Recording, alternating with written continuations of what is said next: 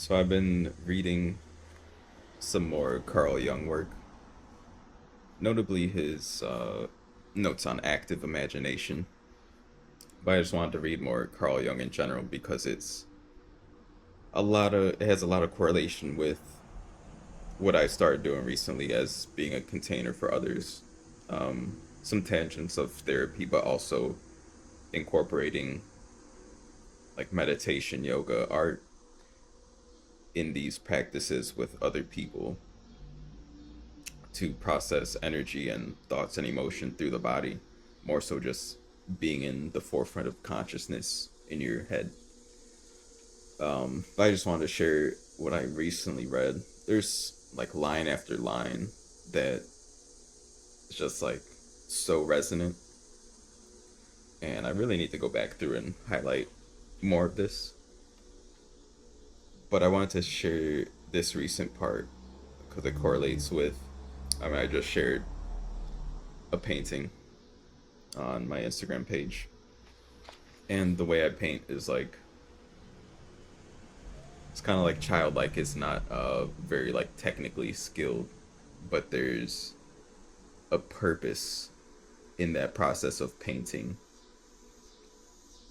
that is very useful for the person practicing it. It's not necessarily about the final image that I'm trying to relay information and like accurately communicate for another person, even though it can have that effect at times. What I use painting for and like find fulfilling in painting is the actual process of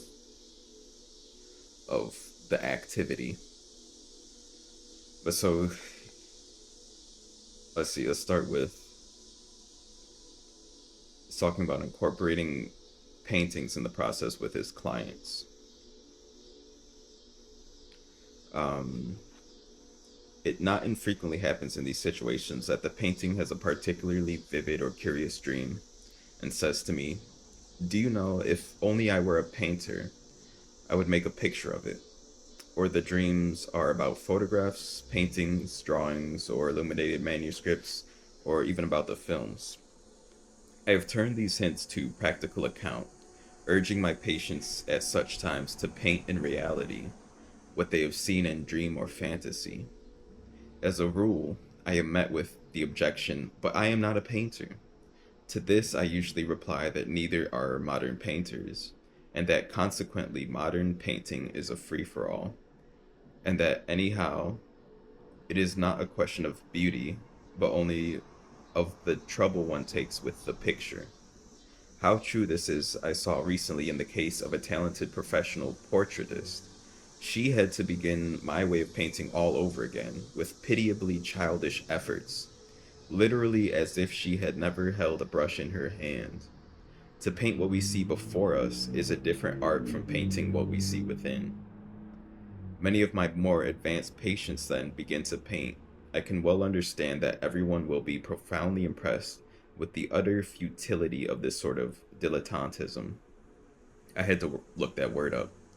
Dilettantism is like engaging shallowly with something like an art. It's like kind of dabbling on the surface level with not like fully engaging with the full spectrum of knowledge and the interest to really progress. Do not forget, however, that we are speaking not of people who still have to prove their social usefulness, but of those who can no longer see any sense in being socially useful, and who have come upon the deeper and more dangerous question of the meaning of their own individual lives. Um, although my patients occasionally produce artistically beautiful things, Although my patients occasionally produce artistically beautiful things that might very well be shown in modern art exhibitions, I nevertheless treat them as completely worthless when judged by the canons of real art. As a matter of fact, it is essential that they should be considered worthless, otherwise my patients might imagine themselves to be artists, and the whole point of the exercise would be missed. It is not a question of art at all, or rather, it should not be a question of art, but of something more and other than mere art. namely the living effect upon the patient himself. The meaning of individual life, whose importance from the social standpoint is negligible, stands here at its highest, and for its sake, the patient struggles to give form, however crude and childish, to the inexpressible. But why do I encourage patients when they arrive at a certain stage in their development to express themselves by means of brush, pencil, or pen at all? Here again, my prime purpose is to produce an effect. In the state of psychological childhood described above, the patient remains passive, but now he begins to play an active part. To start off with, he puts down on paper what he has passively seen, thereby turning it into a deliberate act. He not only talks about it, he is actually doing something about it. Psychologically speaking, it makes a vast difference whether a man has an interesting conversation with his doctor 2 or 3 times a week, the results of which are left hanging in midair, or whether he has to struggle for hours with refractory brush and colors, only to produce in the end something which, taken at its face value, is perfectly senseless. If it were really senseless to him, the effort to paint it would be so repugnant that he would scarcely be brought to perform this exercise a second time. But because his fantasy does not strike him as entirely senseless, his busying himself with it only increases its effect upon him. Moreover, the concrete shaping of the image enforces a continuous study of it in all its parts, so that it can develop its effects to the full. This invests the bare fantasy with an element of reality, which lends its greater weight and greater driving power. And these rough and ready pictures do indeed produce effects which I must admit are rather difficult to describe. For instance, a patient needs only have seen once or twice how much he is freed from a wretched state of mind by working at a symbolical picture, and he will always turn to this means of release whenever things go badly with him. In this way, something of inestimable importance is won. The beginning of independence, a step towards psychological maturity. The patient can make himself creatively independent through this method, if I may call it such. He is no longer dependent on his dreams or on his doctor's knowledge. Instead of painting himself, he gives shape to himself. Instead, by painting himself, he gives shape to himself.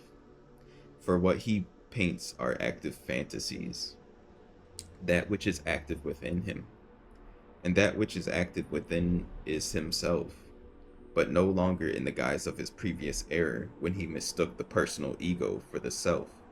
It is himself in a new and hitherto alien sense, for his ego now appears as the object of that which works within him. In countless pictures he strives to catch this interior agent, only to discover in the end that it is eternally unknown and alien, the hidden foundation of psychic life. And there's more, but yeah, that like articulates very well like what I find so fruitful in the process of painting. And it's like part of why I don't have much interest.